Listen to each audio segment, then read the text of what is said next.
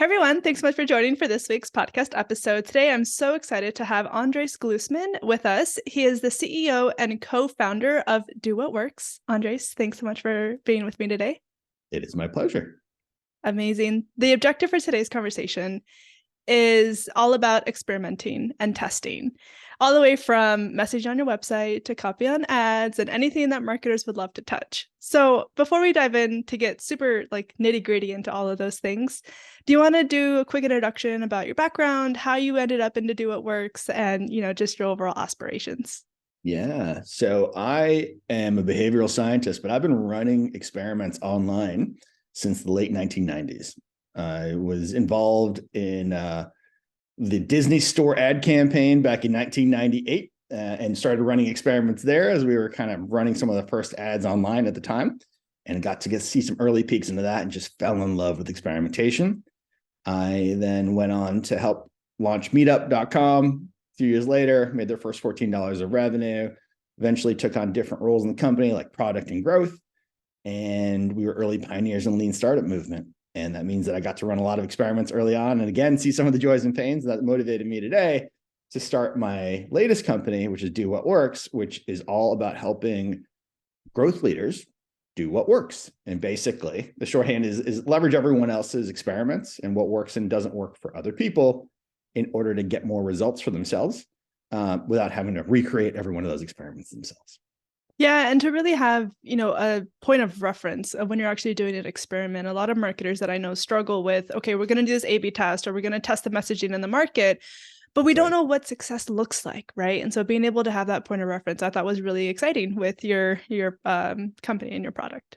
That's right. Well, and the biggest challenge, and this is a pain that I personally felt, is that it's never been easier to launch an experiment, right? But it's really hard to launch things that work. Yep. And the challenge there is that you are basically recreating every other experiment that everyone else has run. No one gets to learn from anyone else.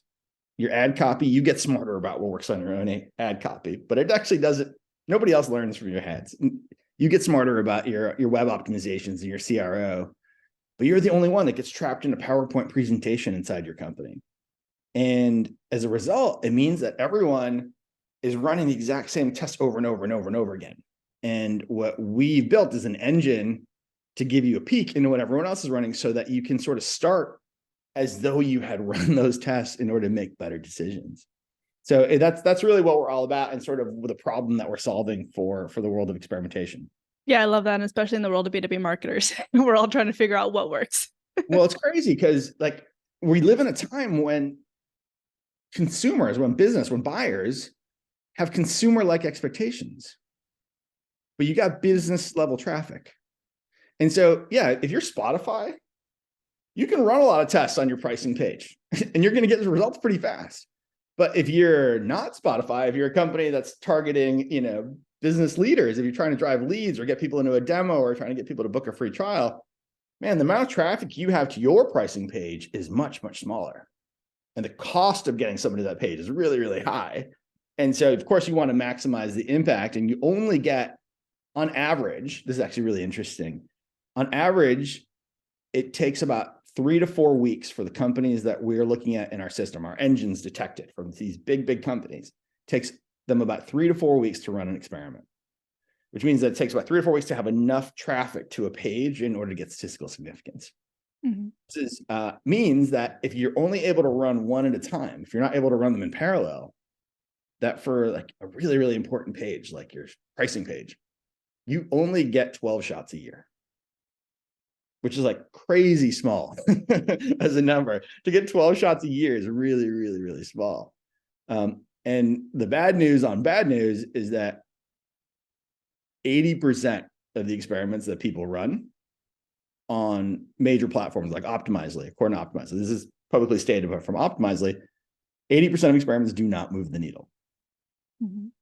And so if you have 12 shots a year on a page and 80% of them are not going to win, you're really playing for 2 to 3 wins a year, which is so painful. Yeah, go ahead.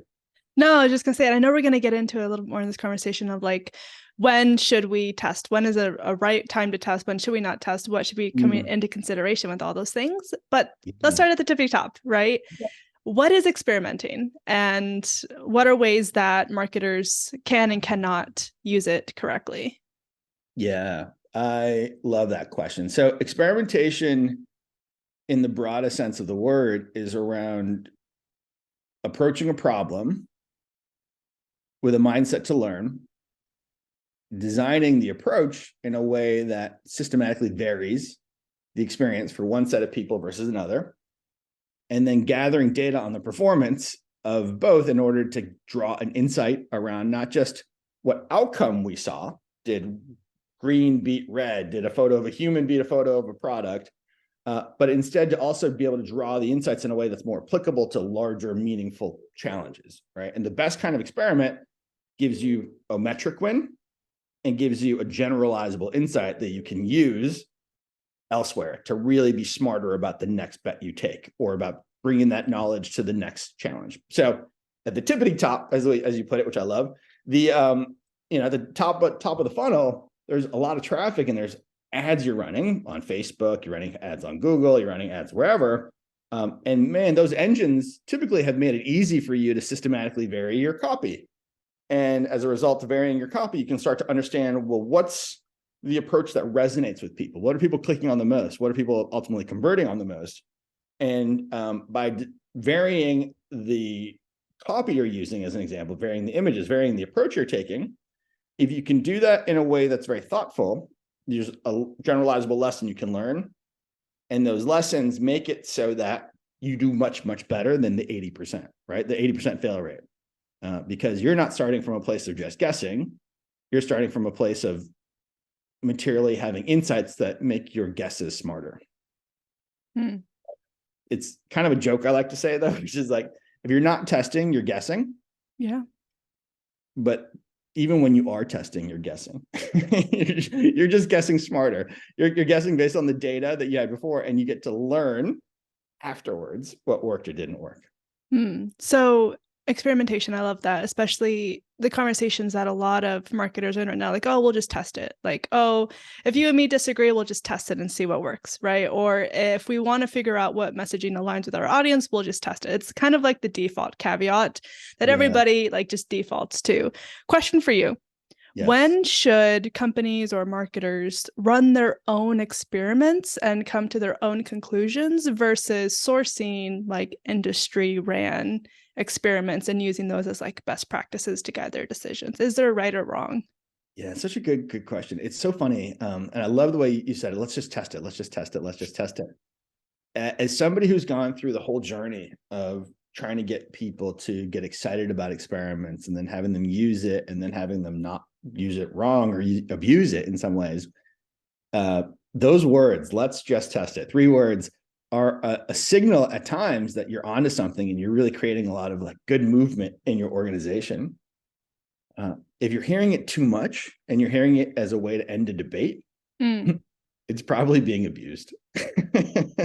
So it means that you're replacing judgment with an experiment. And the question you asked is such a thoughtful question, which is, when should you use it? When are you doing it? And when are you using this tool appropriately? And when are you using this tool inappropriately? In an ideal world, because you only have a small number of experiments you get to run on any given page or any given surface, or even on your Google ads, you only get so many Google ads a year, especially in the B2B context, in the SaaS context. You get very, very few. There's a limited number of people searching for your keywords at any point in time. The number of opportunities you have to run an experiment is low. And so you almost want to think of them as like poker chips, and like, when do you want to push in on a poker chips? Well, you want to push in and basically when you have a very high likelihood of making an impact. So when the thing you're going to try is likely to make a big impact, or when being wrong is very, very, very consequential. So inside of the CRO, the conversion rate optimization world, there's a lot of folks who latch onto this notion of RICE, reach, impact, confidence, effort.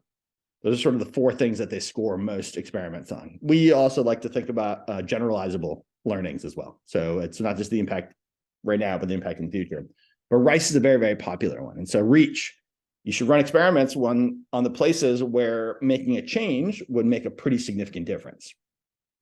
If you are thinking about if you have a development team and you're going to have them work on your homepage versus your webinar sign-up page, well, actually, that's not true.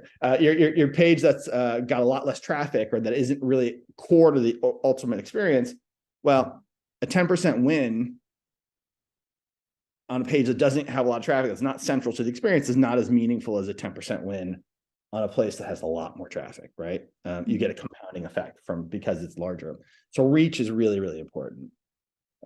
Effort, like the places where it's not that much work to run the experiment yourself versus elsewhere, is easy to do.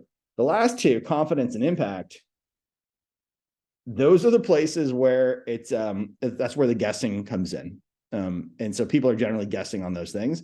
For running the experiment yourself, which was your underlying question, when should you run the experiment yourself versus leverage other people's experiments? The way that we think about it and what we encourage people to do is where they're in let's assume you're on a high reach environment and doing experiments where the effort is proportionate to the impact. If you can get a good impact, then the effort is proportionate. There are times what we coach our customers to do is to say, if you see an experiment being run in your industry by 8 different players, and the outcome comes out a certain way 7 out of 8 times. If you see people laying out their products using a pricing grid, a table, right, as opposed to cards, I'm just making this up, and that wins 7 out of 8 times or loses 7 out of 8 times, then that gives you a lot of reason to believe like this is maybe something that we should that will likely have an impact. And if it's really, really, really disproportionately weighted, sometimes you don't even have to run it as an experiment. It's a little bit sacrilegious to say this, but or blasphemous, I guess, to say this is to say like you don't have to run an experiment. It's so likely to be a thing that's going to work that sometimes you can have confidence using that or moving forward with adding the thing or removing it, even without testing it, and to devote that cycle to something else. And where we encourage, so this is something we have internally called a bet score. We give things every element that we look at and we make recommendations. We assign everything a score from like 1 to 99, where a 99 is like, it is so lock on, like similar to what you're working on. It's very easy to execute. It's something that's very similar to what you got going on. And we feel very confident in it. We advise our clients to kind of bundle that together with other changes. Or similarly, if you see something with a score of like 2 out of 100, it means it's very, very likely hurting your performance. It's the places that have a score of like 70 to 85 range, where it's likely to win, but we're unsure. That's where you kind of want to devote your experiments, because that's where you're going to generate the most learning. And that's where it actually is meaningfully interesting to say, well, if we run it as an experiment, we're going to learn if it actually does the effect that we want. And that will move us forward. So you have your very, very high confidence things because you've seen a lot of people do it well or win or lose with it. And you got your in-between phase. That's where we really encourage. And we really only encourage that on places where there's high reach or where the impact of being right or wrong is very important. I love that breakdown that you just said. So the $1 million question out of everything you just said is, do you guys place actual bets on your bet score? I love that question. We don't.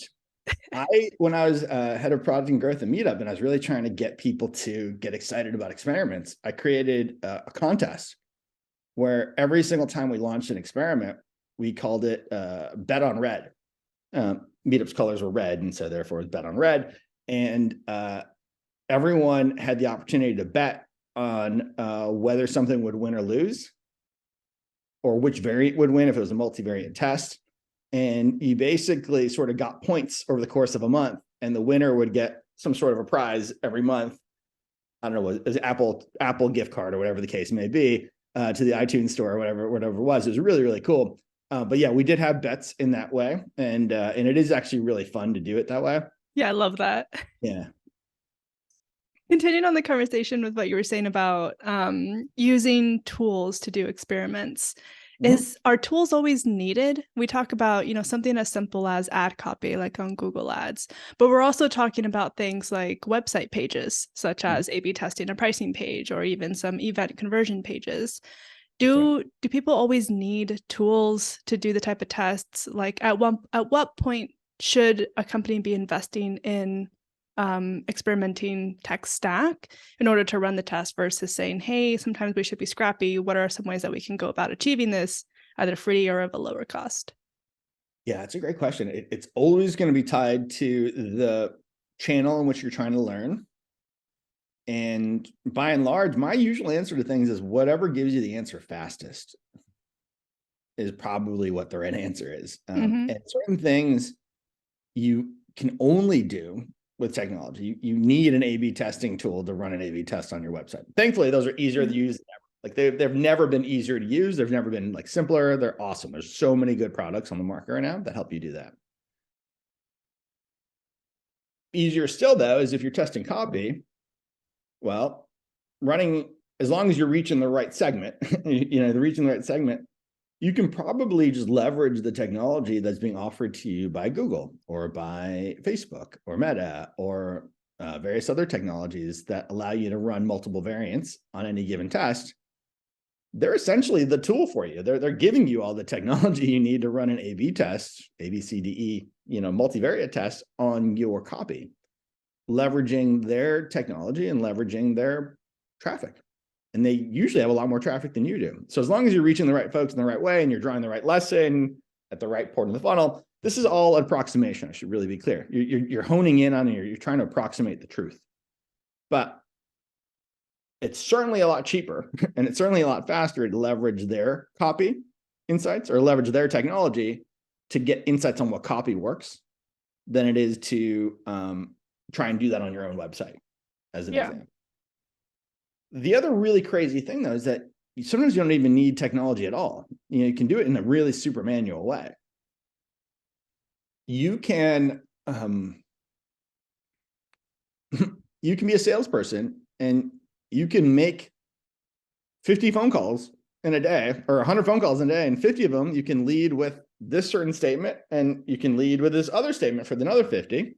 And you can just track who was in which set. And at the end of the day, you can sort of say, like, with 50 might not be enough, but like over time, you can sort of start to see, well, now that I've made enough of these phone calls, does one of these approaches that I take work better than the other? And as long as you're sort of doing it in a random fashion, you're actually learning. And I've actually run experiments like this before with a community sport team, like just on community, where at Meetup, we had a hypothesis that we had heard that Flickr, the founders of Flickr, welcomed every single new member to Flickr. Like, so the first 100,000 people, they literally welcome. It's like somebody there just hit a button every single time saying, hi, welcome to Flickr. We're happy you're here. And so we thought that was really cool. And we thought that could have a really meaningful impact on retention rates for new organizers. And so we created a program where every new organizer that signed up for Meetup would would be greeted by somebody on our community team. It's like, hey, just saw that you created a new Meetup group. We're really happy you're here. What we also did, though, is 20% of the time, though, for 20% of the organizers, nobody greeted them. So we had a holdout set of 20. And we reached out to them and we looked to see, well, is reaching out over the course of a month, so every single day, day in, day out, we reached out to 80% of them. Does that make a difference? And the really, really fascinating thing was that over a few iterations, we were able to figure out, yes, it does make a difference if you do it in this specific way. And we only were able to learn that because we held out this 20% sample set. The only technology that was there was a spreadsheet that basically assigned people 80% of the time to be reached out to, 20% of the time not to. So you can do things in a really lo-fi, low-tech way and still get the learning if you're systematic and rigorous with it and you're willing to really kind of slog through in order to approximate the truth. Those really valuable insights. And that's really interesting that you also did the 20% non-greeted versus the 80% greeted. I think those are really neat approach to understanding the fundamental, like how welcomeness can help with the engagement of all of that. So it was really great. Moving on to the next question, because I know I have 3 more that I really want to get to for today, and we're crunching in on a little bit of time. What are some like best practices, if you could name a few for marketers to have to take away for today's conversation on the best way to effectively experiment. If somebody were to ask you that, what are 1, 3, 5 things that you would say are the best way to effectively experiment? Yeah, it's a great question. The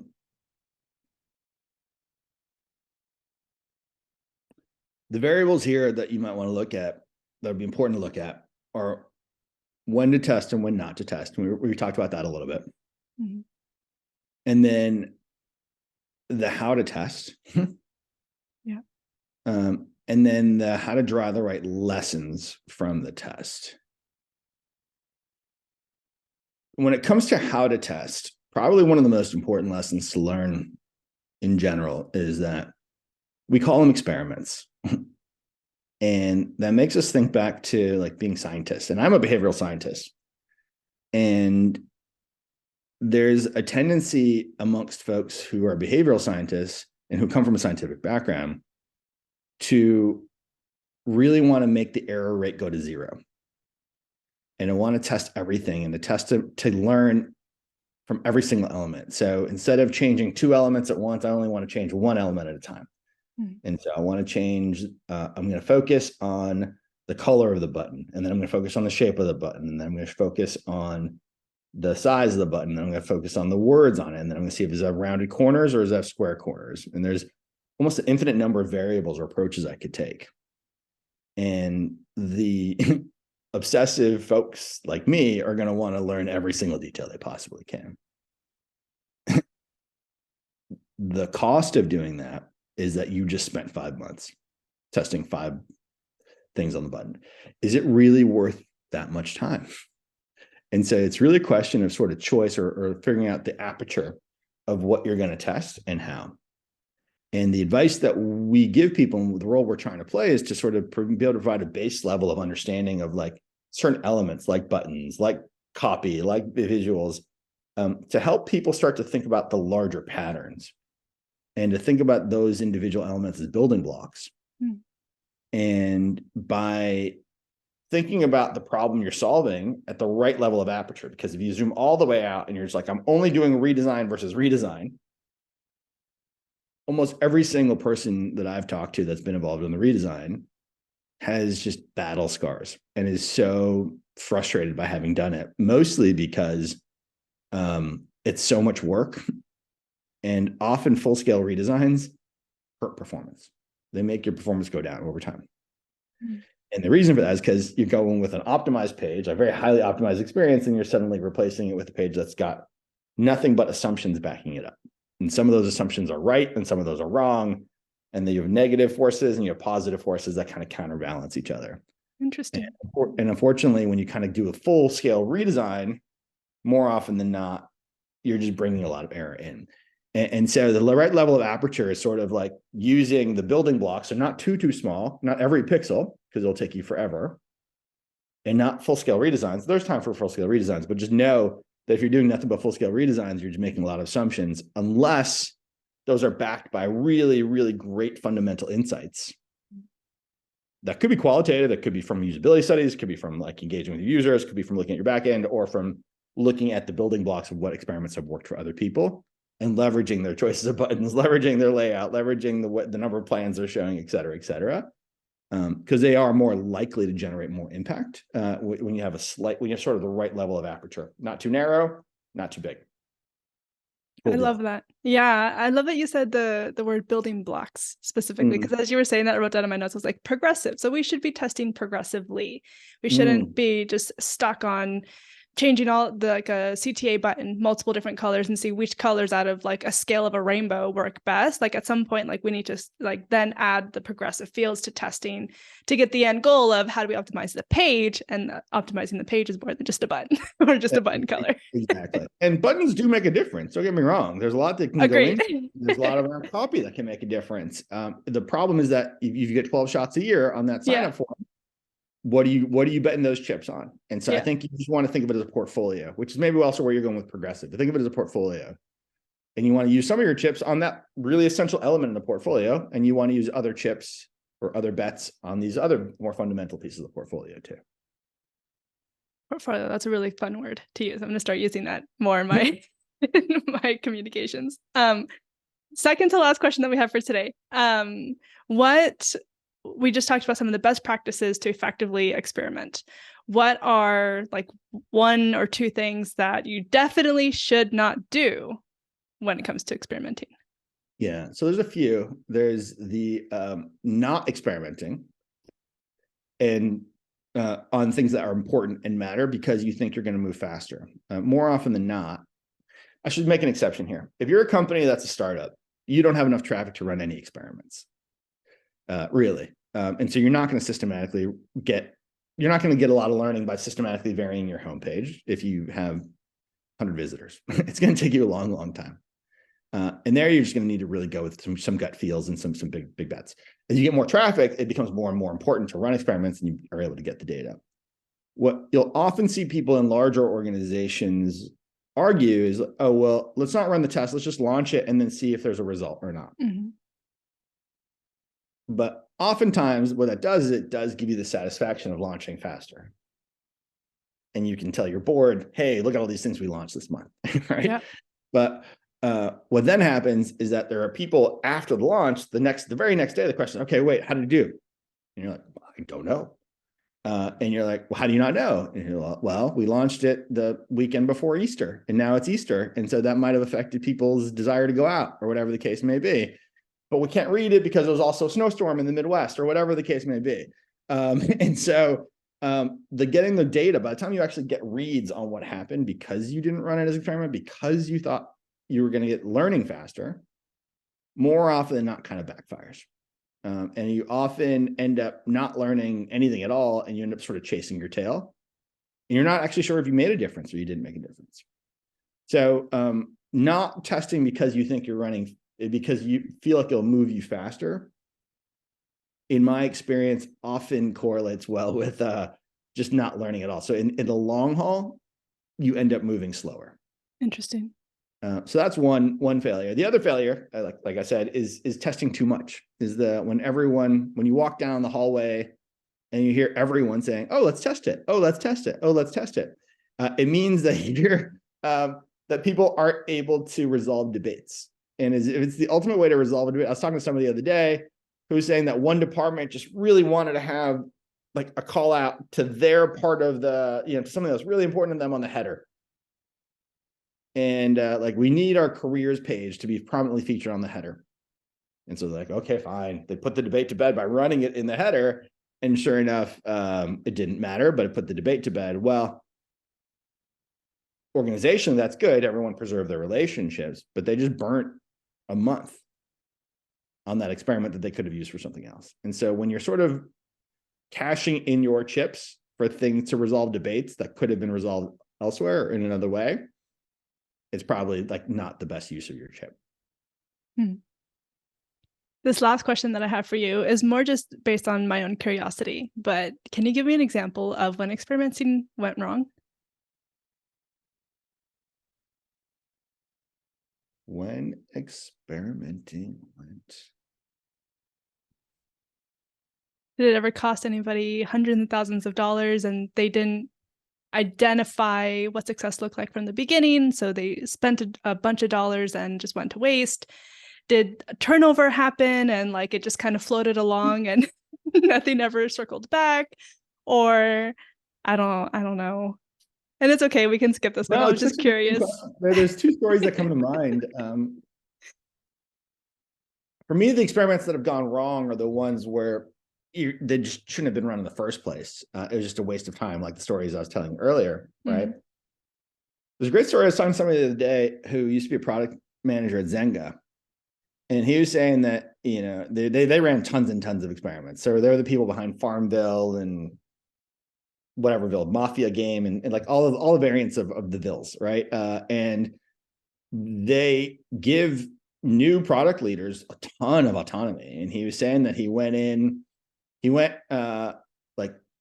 launched an experiment on a Friday and then, checked in on it on a Sunday morning and saw, oh my goodness, I just cost the company.